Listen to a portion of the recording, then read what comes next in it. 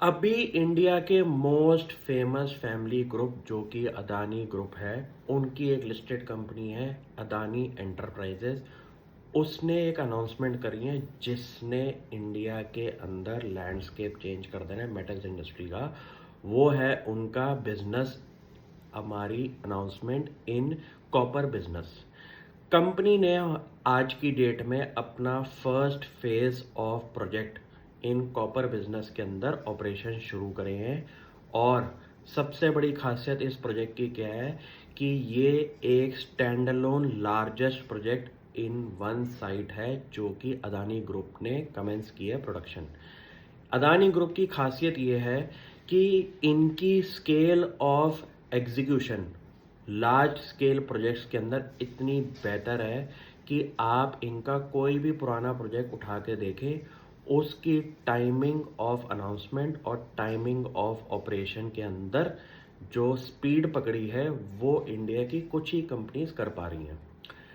इस ग्रुप की खासियत ये है कि इन्होंने ऐसे ऐसे यूनिक बिजनेस सेट्स के अंदर एंट्री ली है जो कि इंडिया को 40 ट्रिलियन के ग्रोथ मैप पे अगर खड़ा होना है तो ऐसे कोर बिजनेसेस की ज़रूरत जो है वो आने वाले फ्यूचर में बहुत ज़्यादा बढ़ने वाली है।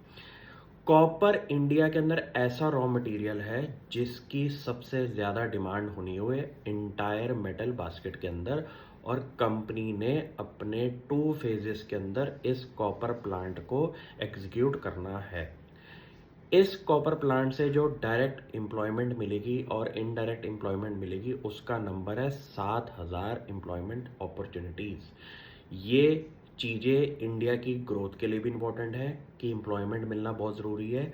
प्लस इस फेज़ के अंदर उन्होंने ये बोला है फेज़ 1 फेज़ 2 के अंदर कंपनी की इन्वेस्टमेंट साइज है अराउंड $1 बिलियन से ऊपर का। ये एक ऐसा स्केल ऑफ प्रोजेक्ट है जहाँ पे पुरानी कॉपर कंपनीज अपने लिटिगेशन और पुराने तौर तरीकों की वजह से अपनी कैपेसिटी को बढ़ा नहीं रहे। और अदानी ग्रुप ने इस सेगमेंट के अंदर अपनी रैपिड एक्सपेंशन की बात करी है।